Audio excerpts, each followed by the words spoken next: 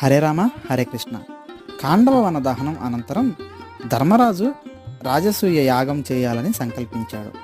ఆ విషయం శ్రీకృష్ణుడితో చెప్పగా అందుకు శ్రీకృష్ణుడు, రాజసూయ యాగం చేయాలంటే భూమిపై ఉన్న అన్ని రాజ్యాల రాజులు తన ఆధీనంలోకి రావాలి.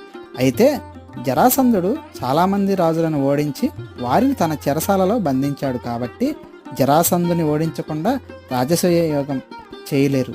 అలాగే ఈ యజ్ఞం చేస్తే ఒకేసారి 100 మంది రాజులు చనిపోతారు. మీ రాజసూయ యజ్ఞం విజయవంతం కాదు. ఏది ఏమైనప్పటికీ జరాసంధుడు మిమ్మల్ని చక్రవర్తిగా అంగీకరించడు. మీరు అతన్ని యుద్ధంలో ఓడించలేరు. మీ సైన్యం ఇంకా జరాసంధుడితో పోరాడటానికి తగినంత బలంగా తయారుగా లేదు. మనం అతన్ని ఏదో ఒక విధంగా చంపాలి అంటూ జరాసంధుడితో తనకి గల వైరం చెప్పాడు. మధుర పాలకుడైన కంసుడు జరాసంధుడి దృష్టిని ఆకర్షించాడు.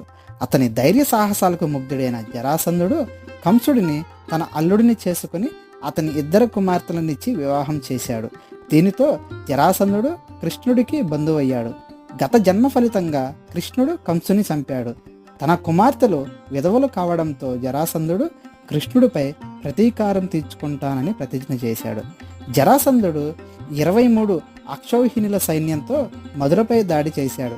కానీ కృష్ణుడు మరియు బలరాముడు ఏదో విధంగా జరాసంధుడు అతని మిత్రుల సైన్యాన్ని నిర్వీర్యం చేశారు.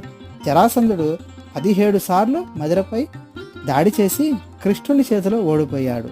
జరాసంధుడు మధురపై దాడి చేస్తూనే ఉంటాడు. చివరికి కృష్ణుడు దైవశిల్పి అయిన విశ్వకర్మను సముద్రం దగ్గర ఒక అద్భుతమైన నగరాన్ని నిర్మించమని ఆదేశిస్తాడు. అది రాత్రికి పూర్తవుతుంది.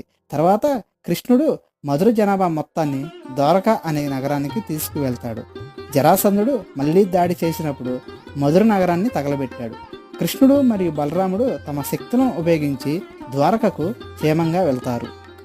మధుర రాజ్యంను తగలబెట్టడంతో కృష్ణుడు చనిపోయాడని అనుకుని తన స్వదేశానికి తిరిగి వస్తాడు జరాసంధుడు. అలా ఒకనాడు జరాసంధుడు ధృతరాష్ట్రుడి ఆస్థానంలో కూర్చున్నప్పుడు కృష్ణుడిని చూసి మధురని వదిలి ద్వారకను నిర్మించి అక్కడే ఉంటున్నారు అన్న విషయం తెలుసుకుంటాడు. కృష్ణుడు జరాసంధునితో తనతో ఉన్న విరోధాన్ని చెప్పి ధర్మరాజుతో సమాలోచన జరిపి తాను, భీముడు, అర్జునుడు జరాసంధుడి వద్దకు బ్రాహ్మణ వేషంలో వెళ్ళి యుద్ధభిక్షము అడుగుతాము అని మగధ రాజ్యానికి బయలుదేరుతారు. మగధ పొలిమేరలకు సమీపిస్తున్న సమయంలో జరాసంధుడి కోట మీద ఉన్న డంకా గురించి శ్రీకృష్ణుడికి చెబుతాడు. ఆ డంకాలు శత్రువులు ఎవరైనా రాజ్యంలో ప్రవేశిస్తే వాటంతటా అవే మ్రోగుతాయి అని చెప్పి ఆ డంకాలను భీముడికి తన ఉదరముతో చేల్చమని చెప్తాడు. డంకాలు ధ్వంసం చేశాక శ్రీకృష్ణ, అర్జున, భీములు రాజమార్గంలో కాకుండా వెనకదారి గుండా రాజధానిలోకి ప్రవేశిస్తారు. బ్రాహ్మణుల వేషంలో ఉన్న వారిని జరాసంధుడు తగిన విధంగా పూజించి తాంబూలం ఇవ్వబోతే శ్రీకృష్ణుడు వాటిని నిరాకరిస్తాడు. అప్పుడు జరాసంధుడు శ్రీకృష్ణుడిని కారణము అడగగా యుద్ధభిక్ష కోరతాడు. అప్పుడు కృష్ణుడు జరాసంధుడిని ద్వంద్వ పోరాటానికి సవాలు చేసి ఎవరైనా పోరాట యోధుడిని ఎంచుకునే స్వేచ్ఛను ఇచ్చాడు. జరాసంధుడు భీముడిని ద్వంద్వ పోరాటానికి ఎంచుకున్నాడు. భీముడు మరియు జరాసంధ ఇద్దరు నిష్ఠాతులైన మల్ల యోధులు. ద్వంద్వ పోరాటం చాలా రోజులు కొనసాగింది. ఇద్దరు పోటాపోటీగా తలబడుతూ ఎవరూ ఓటమిని అంగీకరించకుండా సుదీర్ఘ యుద్ధం చేస్తున్నారు. కొన్ని రోజుల తర్వాత భీముడు ఇంకా బలంగా నిలబడి ఉన్నాడు. జరాసంధుడు అలసిపోతున్నాడు.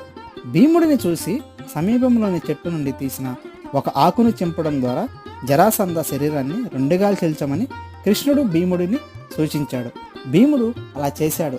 అయితే జరవరం కారణంగా అతని శరీరం తిరిగి మళ్ళీ కలిసిపోయింది. భీముడు అతన్ని 2 భాగాలుగా చాలాసార్లు చీల్చాడు. కానీ ఫలితం లేకుండా పోయింది. అప్పుడు కృష్ణుడు మరొక ఆకును తీసి దానిని 2 ముక్కలుగా చించి ఆ ముక్కలను ఎదురుగా విసిరాడు. భీముడు ఆ సంకేతాన్ని అర్థం చేసుకుని జరాసంధుడిని మళ్ళీ విడిగా చేసినప్పుడు భీముడు ఆ జరాసురుడి భాగాలను కుడిని ఎడమ వైపుకు, ఎడమ భాగం కుడివైపుకి వేయటం ద్వారా జరాసంధుడు మరణించాడు.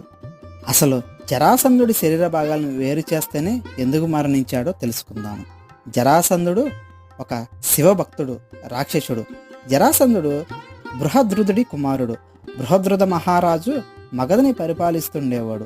ఆయనకు 2 భార్యలు. అయితే ఆ రాజుకి సంతానం లేదు. ఒకరోజు బృహద్రుధుడు వేటకు వెళ్ళి అనుకోకుండా చందకౌశిక అనే మహర్షిని చూస్తాడు. ఆ మహర్షికి నమస్కరించి తనకు సంతానం లేదని సంతానం కలిగే ఉపాయాన్ని చెప్పమంటాడు. అందుకు ఆ ఋషి ఆయనకు ఒక ఫలాన్ని ఇచ్చి దాన్ని మహారాజు భార్య సేవిస్తే సంతానం కలుగుతుందని చెబుతాడు. ఆ ఋషికి బృహద్రుదుడికి 2 భార్యలు ఉన్నారనే విషయం తెలియదు. రాజధాని చేరి అంతఃపురంలో ఉన్న తన 2 భార్యలకు ఆ ఫలాన్ని సగభాగం చేసి ఆ రాజుగారు పెడతారు. ఆ సగభాగాన్ని స్వీకరించిన 2 భార్యలకు శిశువులు సగభాగాలుగా జన్మిస్తారు. దీనితో దిగ్భ్రాంతికి లోనైన మహారాజు ఆ శిశుభాగాలను రాజధాని అవతల విసిరివేయమని తన సేవకులకు అప్పగిస్తాడు.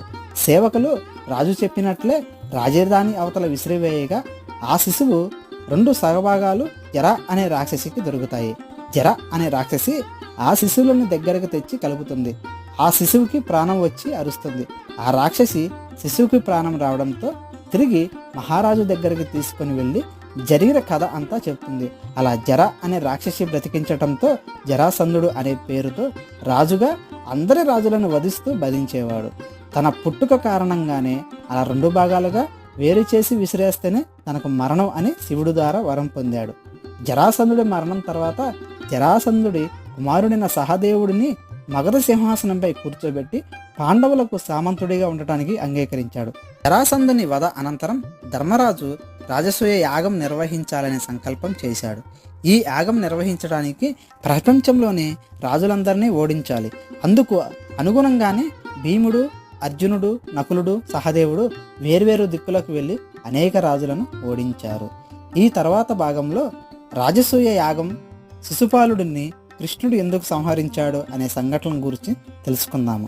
హరే రామ, హరే కృష్ణ.